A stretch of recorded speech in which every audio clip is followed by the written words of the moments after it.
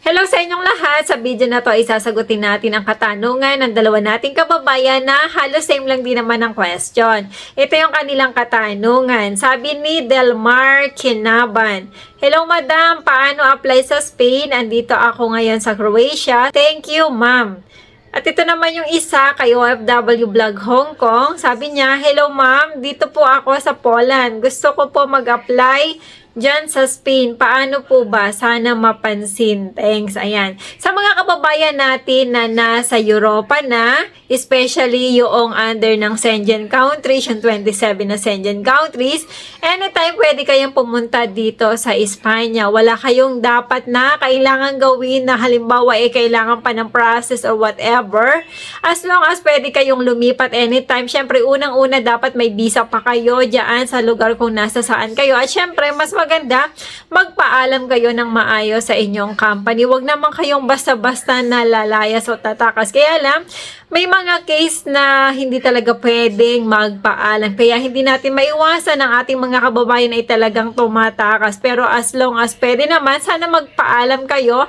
Lalong-lalo na yung nasa Poland. Kasi ang alam ko, pag sa Poland naman ay walang magiging problema. Magpaalam ka lang, sabihin mo lang na maghahanap ka ng ibang company. Huwag mo sabihin na pumunta ka ng Espanya. Ayan, yun yung isang tip ko. Kasi hindi naman kayo pinagbabawalan dyan na lumipat ng ibang company. Ewan ko lang sa Croatia kung ano ang sitwasyon ng mga kababayan natin dyan. Basta yon, as long as may visa pa kayo, bili lang kayo ng ticket at punta kayo ng Espanya. Syempre, ang una-una nyong gagawin bago kayo pumunta dito sa Spain, ay mag-join muna kayo sa mga Facebook group dito sa kung Madrid ang pupunta nyo, syempre sa Madrid, at kung sa Barcelona ang plano nyo, syempre sa mga Facebook group sa Barcelona. Then mag-join kayo doon, may mga group na nag-aano muna siya, may mga katanungan sila, sagutin nyo muna, then saka kayo i-approve. Wait nyo muna na ma-approve kayo. Then marami kasi doon nakapost ng mga tutuluyan, bed space ba yan or room, kung ano ang gusto nyo. Syempre, ang affordable, kung kayo naman ay isa lamang na pupunta dito, mag-bed space muna kayo. Kasi hindi naman worth it kung kayo ay uupa ng kwarto kasi mahal din. Nasa 300 ang isang kwarto. Ang bed space ay wala pang 200. Yon ay daily kayo uuwi or daily kayo na andun sa boarding house. Yan, ang unang-unang gagawin, kukuha muna ng matutuluyan bago pumunta dito, makipag-coordinate kayo doon sa may-ari ng boarding house. Paano gagawin? Mag-scroll kayo sa mga Facebook group dito sa Spain. Tapos makipag-usap kayo doon sa may-ari. Then kapag meron na kayong nakausap, natutuluyan, na sigurado na yan. Pero ang tip ko lang, wag na wag kayong magbibigay kaagad ng bayad. Kasi ang pagbibigay dito ng bayad ay once na dumating na kayo, andun na kayo sa mismong tutuluyan nyo. Doon ang ganun ang gagawin nyo na term ng pagbabayad. Huwag kayong magpapadala kasi baka mamaya may scam dyan. Okay? Then, wag din kayong, kung po pwede, wag din kayong papayag na may deposit. Kasi mostly lang naman dito ay advance payment lang. Yung halimbawa, dating ka ngayon, is for 1 month na yon. Tapos yung sa susunod na buwan, saka ka palang magbabayad. Ayan, then kapag meron na kayo nakausap na matutuluyan nyo, syempre, mas maganda, the more na meron kayo mga Facebook group na sinalihan, mas makakatulong yan sa inyo sa paghahanap nyo ng trabaho. Kaya lang, i-inform ko lang kayo dahil na sobrang dami na ng mga kababayan natin na naandito. Hindi lang naman mga Pilipino, mga narito sa Espanya, iba't ibang lahi ang narito. At marami talagang kompetensya. Napakalaki talaga ng kompetensya sa paghahanap ng trabaho. Pero syempre, nasa sipag at tiyaga lang din yan. At saka syempre, depende sa inyong experience. At lalong-lalo na kung meron kayong reference or recommendation letter na dala-dala galing sa inyong previous employer as a DH. Kasi dito, hindi naman lingid sa inyong kaalaman na ang trabaho dito ay domestic helper or katulong na all around.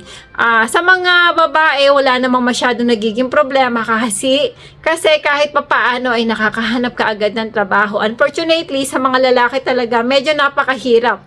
kailangan nyo magbaon ng medyo malaking halaga kasi madalang pa ang mga employer na tumatanggap ng lalaki para magtrabaho sa bahay. Kahit pasabihin natin na mag-aalaga ng matanda, napakabihira ang ganon. Mostly talaga ang kinukuha nila ay babae dahil alam nila na ibang magtrabaho ang babae. Ayan.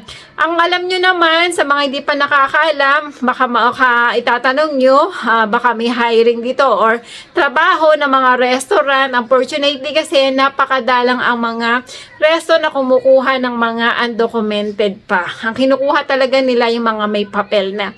At yung iba pa minsan ang kinukuha nila ay may experience din. Ayan, sana nakatulong ang bidyong ito sa mga kababayan natin na gustong pumunta dito sa Spain. Ulitin ko lamang, basta ikaw ay nasa any Schengen countries, mapa Hungary, Czech Republic, Germany, or whatever, kung ano mang Schengen countries kayo naroroon, anytime pwede kayong pumunta dito sa Spain.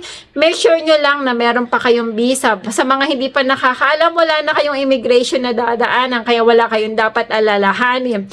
Then, walang problema kahit wala kayong kakilala or kaibigan dito. Basta wag lang kayong maging mahiyain dahil ang una-una nyo magiging kaibigan dito ay yung inyong makakasama sa inyong tutuluyan or sa inyong boarding house.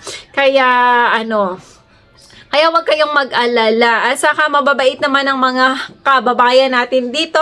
Tinutulungan yung mga bago. Kaya lang syempre hindi natin may iwasan na may iba tayong mga kababayan na may attitude din. Ayan. Basta never mind na lang sila. Basta focus lang tayo sa yung goal natin. Ayan, samahan lang natin ng sipag at tiyaga. At sigurado naman makakahanap din kayo. Kaya lang syempre hindi natin may iwasan. May mga kababayan din na medyo mailap ang trabaho sa kanila, especially yung mga lalaki. Talagang umaabot sila ng ilang buwan bago makahanap. Yung iba talaga ay sumusuko na at bumabalik sa kanilang pinanggalingan. Kaya ang advice ko lalong-lalo sa mga lalaki kung pupunta kayo dito, sana mahaba pa yung inyong visa para may time pa kayo na bumalik kung saan kayo kung saan kayo galing, kasi hindi natin sigurado kung anong kapalaran or swerte yung nag-aantay once na pipiliin nyo ang pumunta dito sa Espanya. Ayan, maraming salamat sa inyong panonood at sana nakatulong ang bidyong ito. At kung hindi ka pa nakaka-subscribe, i-click mo na ang subscribe button at para ma-notify ka na may bago akong upload, i-click mo na ang bell button. At kung meron kang ibang katanungan, i-comment mo na yan at baka mas sa susunod na video ko ay yan naman ang aking magawa ng video. Ayan, maraming salamat!